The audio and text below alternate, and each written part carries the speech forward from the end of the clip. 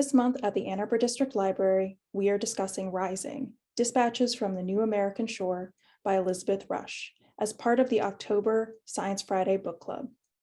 A prominent theme throughout the book is environmental injustice, a state of affairs in which people who have been historically oppressed, like Indigenous and African American communities, are the most affected by rising sea levels and other aspects of climate change. Joining us from the Michigan Environmental Justice Coalition is Policy Associate Juan Jhong-Chung, who will discuss how climate change and environmental injustice are affecting us here in Michigan and what we can do about it. Hi, everyone. Today, I'm really excited to be here with the Ann Arbor District Library, giving a talk called Systems Change, Not Climate Change, and specifically thinking about race and income inequality in Michigan and how it affects climate change. My name is Juan Jhong-Chung. I am a policy associate at the Michigan Environmental Justice Coalition. And I graduated from the University of Michigan with a master's in environment and sustainability. So some of the key themes that I'm going to be talking about today are climate change and why that narrative is incomplete, actually, and why we should shift our framework of thinking into climate justice, which is a more complete way of understanding all the intersecting crises that we're actually going through, not just from an environmental perspective, but also from a social and political perspective.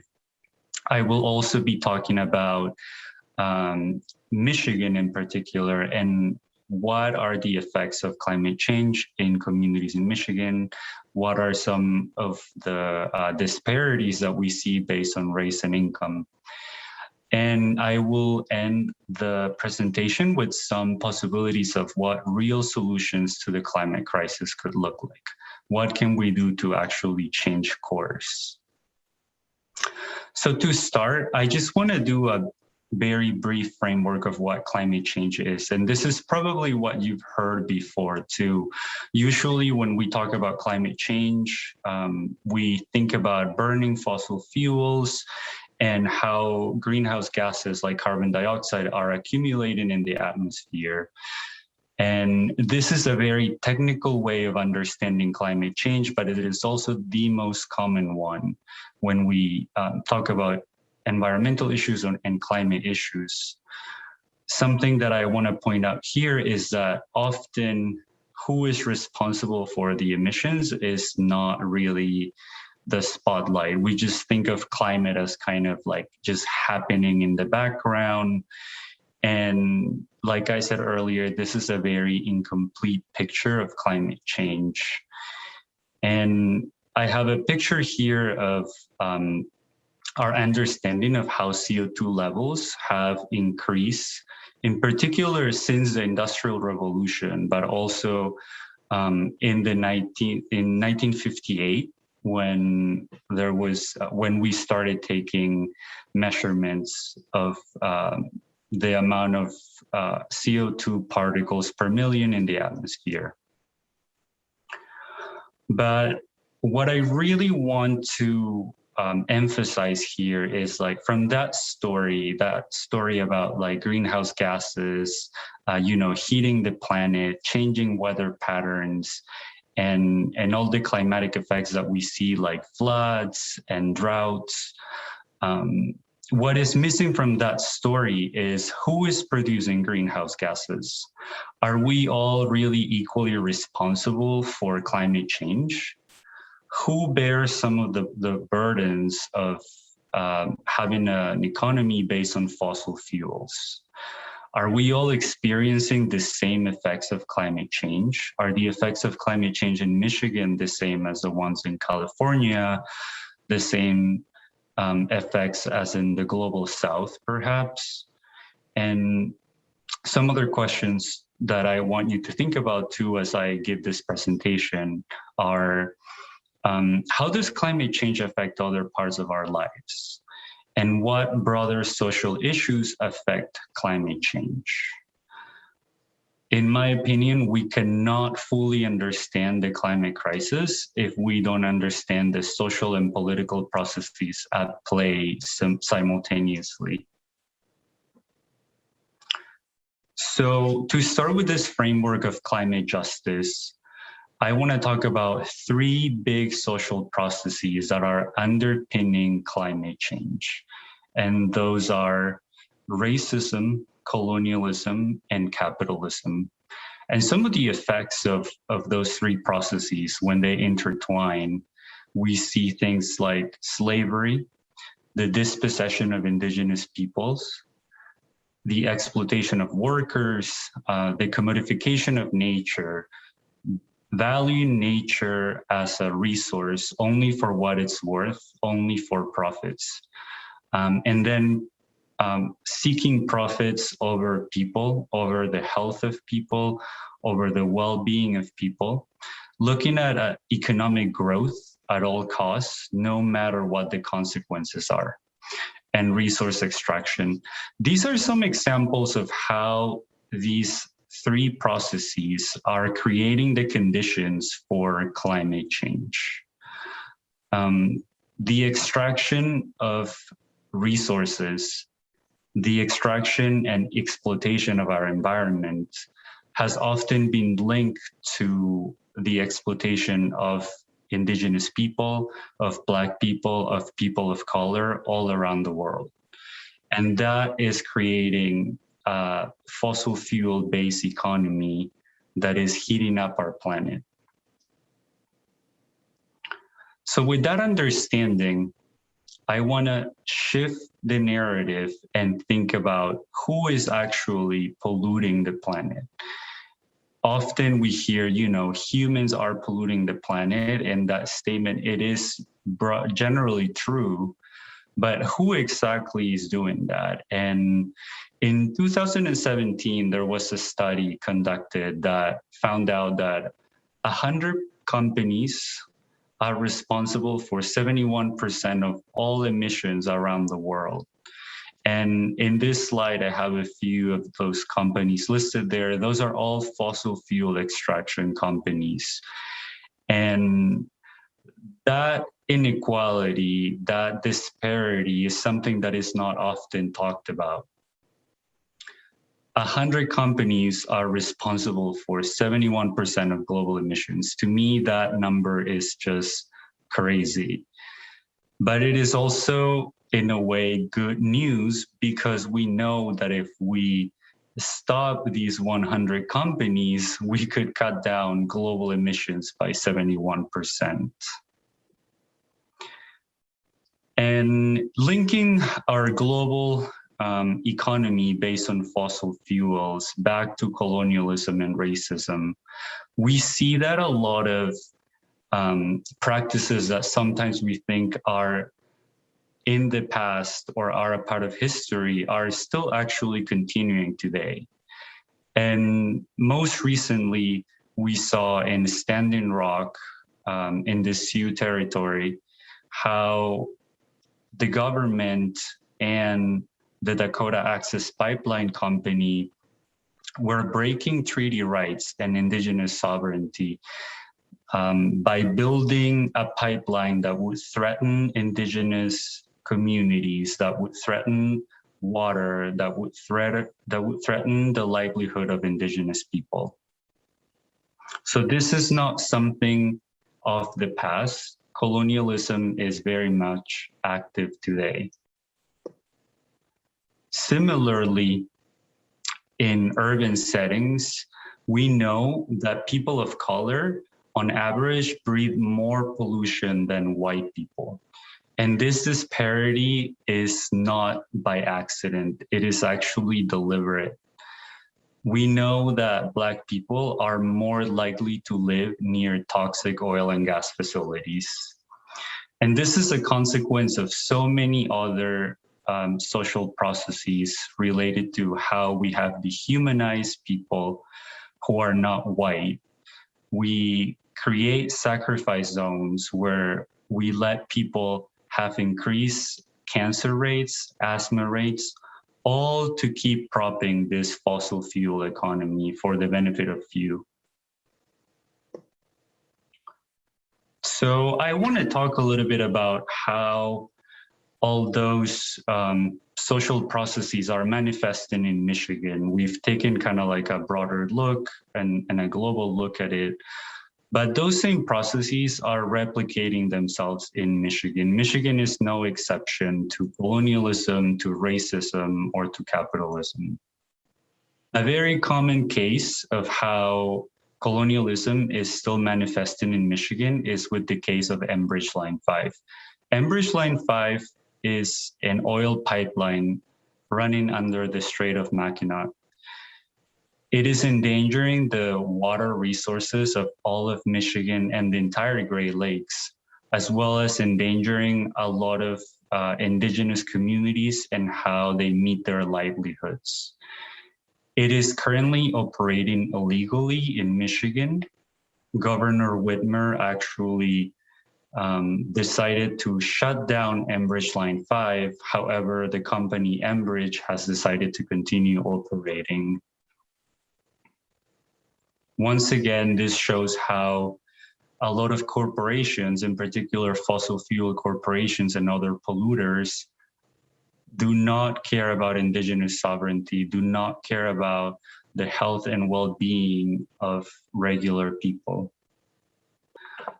Another example of how our fossil fuel economy is affecting people in Michigan in disparate ways is the case of 48217. 48217 in Southwest Detroit is considered the most polluted zip code in the entire state of Michigan.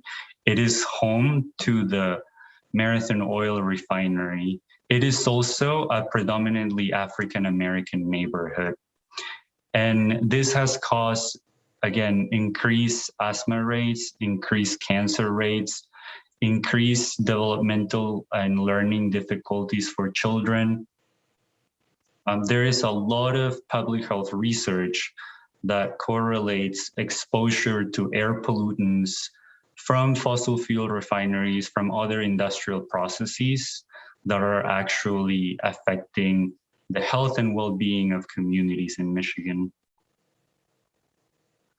And now I would like to show you all a brief 10-minute video of what the fight for environmental justice looks like in Michigan.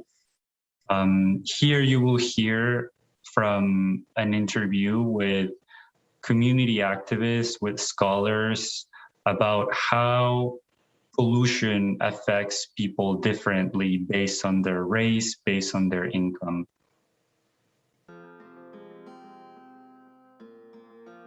Smells, it affects your lungs, affects kids. My grandkids have asthma. You really don't even want to be outside on humid days when it's smoky.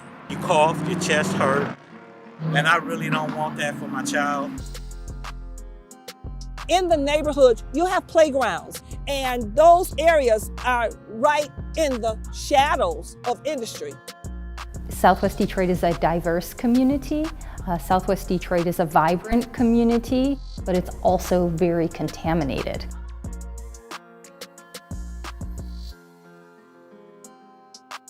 Like a stout heart within the city is Detroit industry. I am Teresa Landrum. I'm from Southwest Detroit, 48217. This area here is predominantly African American.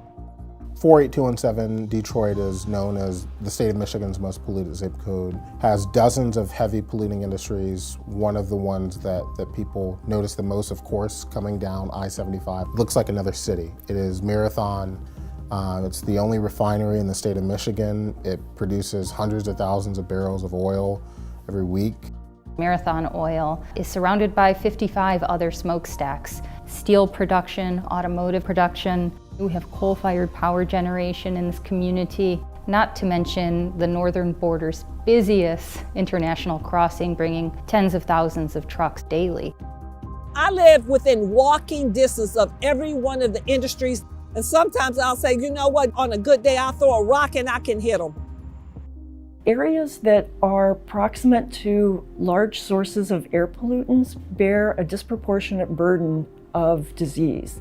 We have studies that show that across the United States, minority communities have more exposures to air pollution. Environmental racism is the fact that disproportionately all over the United States, Black, Latinx, Indigenous people suffered from toxic contamination, from air pollution, lack of access to healthy and fresh drinking water. I think the environmental justice movement is probably more closely rooted to the civil rights movement than the environmental movement. The environmental movement, historically has been about conservation, has been about protecting and preserving wildlife. The environmental justice movement is more deeply rooted in human rights. So access to clean air, access to clean water, the right to live in an environment that's healthy. This is not unique to Detroit. When you start to look at race, when you start to look at income, and you start to layer who is dealing with the hundreds of years of industrial contamination, you can see pockets all over Michigan of Black, Indigenous, Latinx communities who are suffering with that burden. Flint has been a huge game changer, both in Michigan and nationally. In the Democratic presidential debates in 2019, Flint and environmental justice came up quite often. Just about every candidate issued a plan, an environmental justice plan. It's inspired the whole nation. There's hundreds of Flints all across America. The president announced in the infrastructure plan, we're going to remove all lead pipes in the country. And that, I don't think, happens without the Flint water crisis and also the activism of Flint residents. This area was a mecca for Black people. Our families migrated here, and this is the first area that African Americans could come and buy homes. We had everything we needed here, not knowing that this area would have an adverse impact on our health. When the Great Migration really started and Ford's famous $5 a day wages brought people to Detroit, it was racism that directed people to certain neighborhoods. In the 1930s, they were redlined, which means that it was difficult to get loans and attract investments in the redlined areas. And so what you basically have wound up with all around the country are communities that were segregated, concentrated, and disinvested in. And that was all public policy. In the 1960s, we had the civil rights laws, which were supposed to end all that. In many ways, the damage was already done. The segregated neighborhoods, are already here. Those same neighborhoods got zoned for mixed and industrial uses.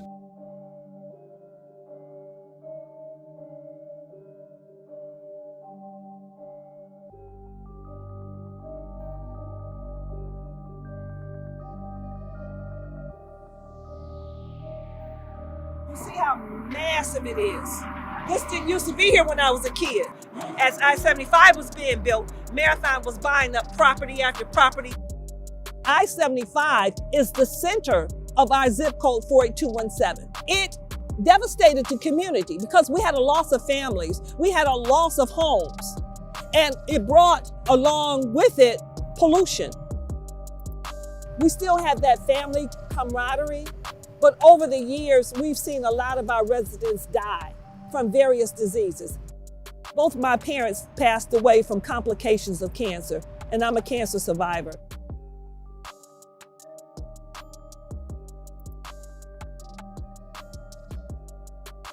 There's very good evidence that the types of air pollutants that are emitted and to which people are exposed in Southwest Detroit are linked to increased risk of asthma exacerbations. So that means more asthma events where people are having trouble breathing, may need to go to the emergency room. There's also very good evidence that the types of pollutants that are common in Southwest Detroit are linked to increased cancer risk and to increased cardiovascular and pulmonary adverse health outcomes and also excess mortality.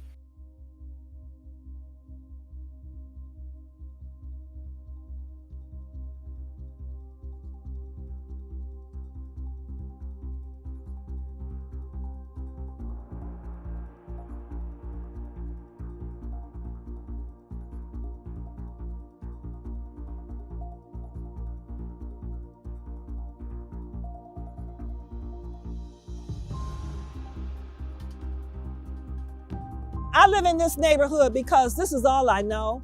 If they would come and drop a whole bunch of money in my lap, I'm sure I would move. But why not buy out the whole area, 3-mile radius, something that can offset the pollution. We have information that this is harming people's health now. These external factors, such as air pollution or climate greenhouse gases, we can do something about that. And we have a responsibility to use the science to promote health for everyone. Just because you don't live in a toxic environment or in a community that is, has air pollution or water contamination doesn't mean it's not your problem. The United Nations has given us 10 years to figure out the problem of climate change and totally transform our economy. Environmental justice communities are just the canary in the coal mine. With changes that are anticipated with climate change and other issues, we can anticipate that we will be seeing more of those adverse health effects. And so attention to this issue is absolutely needed and timely. We need laws. We need the force of law. We need to hold individuals accountable as well as public agencies. We need health in all policies. We need new tools like health impact assessments or cumulative environmental risk assessments.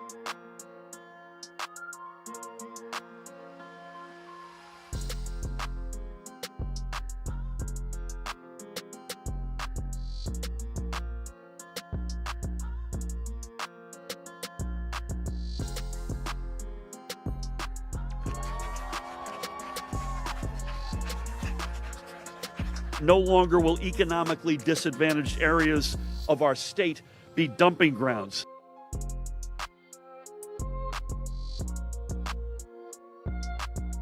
So that we're not simply saying, well, this is a new pollutant that'll be emitted. It's okay because they're still underneath the limit, without considering that there's already several other pollutants that are being released into the air and water of our communities. This is going to be really life-saving legislation.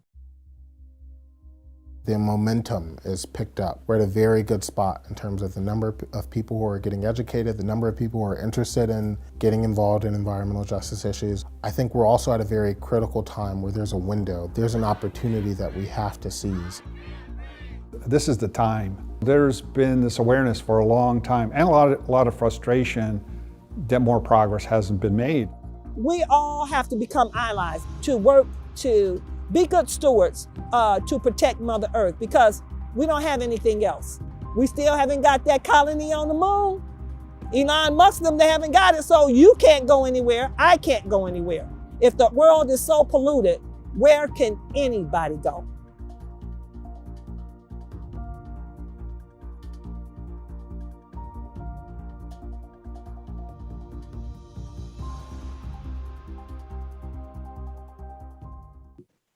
So far, we've looked at a lot of examples of how the extraction and processing of fossil fuels is affecting people of color in the United States and in Michigan.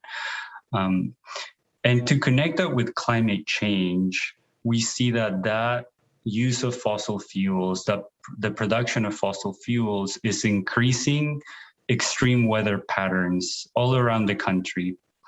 In the summer, Michigan experienced record-breaking flash flooding in the Metro Detroit area and in broadly Southeast Michigan. And we know that the effects of flooding are also impacting people in different ways.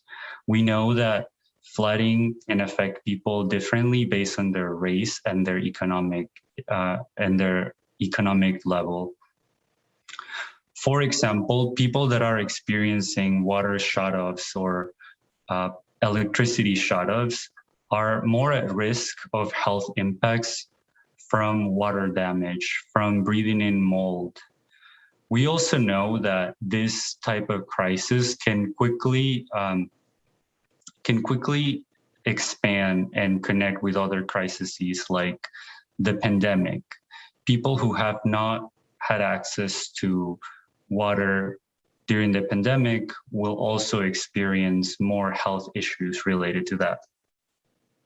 And now I want to start talking about real solutions. What do solutions look like? We do not want to stay focused on only the problems and all the disparities, but we actually want to find ways to change climate change. And something that I want to make very clear is that climate change is a political choice. And why do I say that? Because climate change is a result of how we have decided to organize our economy and our society.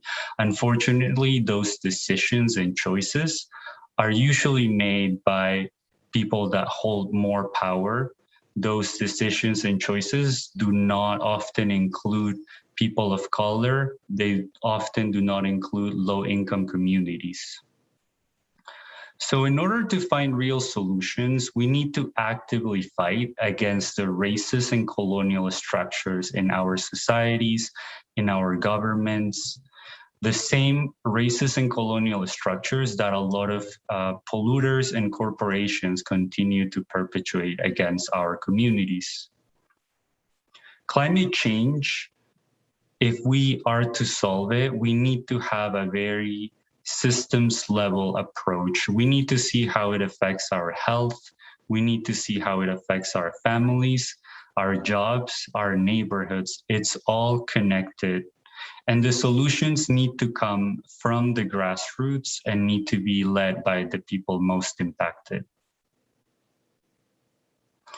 So what are some concrete ways in which climate justice could become real in Michigan? Well, first of all, we need to end all reliance on fossil fuels and polluting energy like petroleum, like natural gas and nuclear energy. We need our government to transition us really quickly into renewable energy. We need a government that will spend and invest in our communities, but that spending needs to match the scale of the crisis. This is a planetary crisis, and we need to see our government, our federal government, and the government here in Michigan meet that crisis. So some ideas that we are advocating for from the Michigan Environmental Justice Coalition is that we would like Michigan's power grid to transition to a community-owned grid that is powered by renewable energy like wind and solar. We also strongly believe that we need to electrify our public transportation system, and that could include electric vehicles. In particular, for low-income communities and communities of color that are currently overburdened by fossil fuel pollution, we need mandatory emissions reductions. That means that the government needs to mandate that emissions near those plants in neighborhoods where low-income communities and communities of color live need to be reduced to acceptable levels. We also need really strong investment in climate resilient infrastructure. We cannot afford to have a sewage system that cannot handle flooding and other extreme weather events. Another big policy that we are advocating currently is called Justice 40. And that means that at least 40% of all climate and environmental investments must go to historically marginalized communities.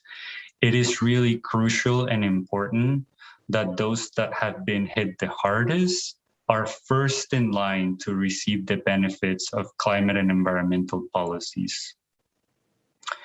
And to close that part, something that must be in all projects is community oversight. Communities need to be leading their own solutions.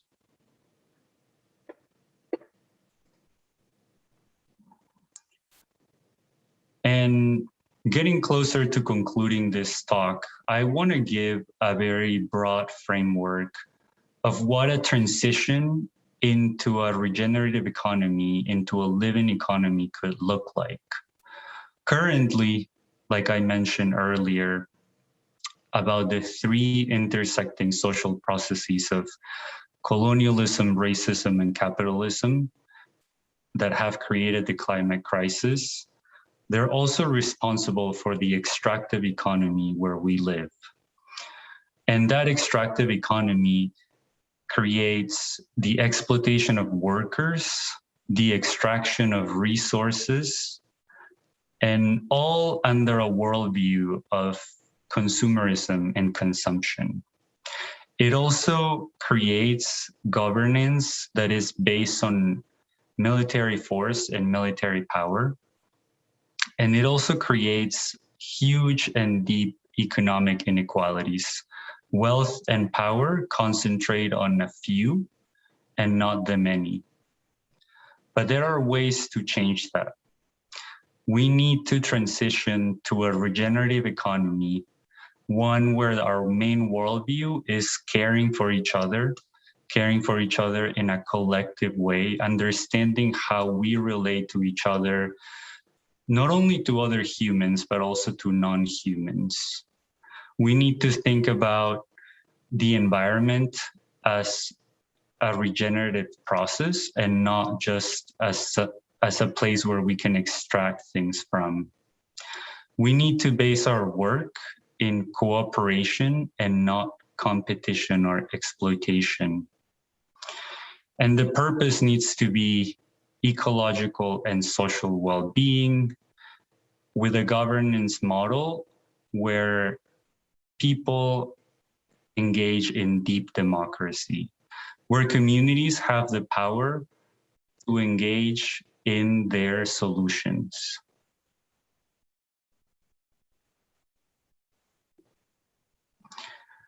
And I want to end the presentation with a quote by Dr. Robert Bullard. He is also known as one of the founding fathers of the environmental justice movement. And in 1999, in an interview, he said the following: "Power rests in all of us, and when we operate as a collective, that's when we're most powerful, and when we move forward as a unit, as a body, and not necessarily with a hierarchy. But I think a lot of it is when you can have an issue that can mobilize, organize, and create the catalyst that gets thousands of people at a meeting saying, this is what we want, and we're not going to back up till we get it." I think this is really, really important and really inspirational. We have the power to change our current conditions, but we need to work together and mobilize against all the polluting industries that are destroying our planet. If you want to get involved, please visit MEJC, the Michigan Environmental Justice Coalition, and you can find us on michiganej.org. And also visit MAGIC, the Michigan Alliance for Justice and Climate. MAGIC is a wider alliance that includes MEJC and other organizations, grassroots and partners throughout Michigan. And you can find us at magicnow.org. Thank you.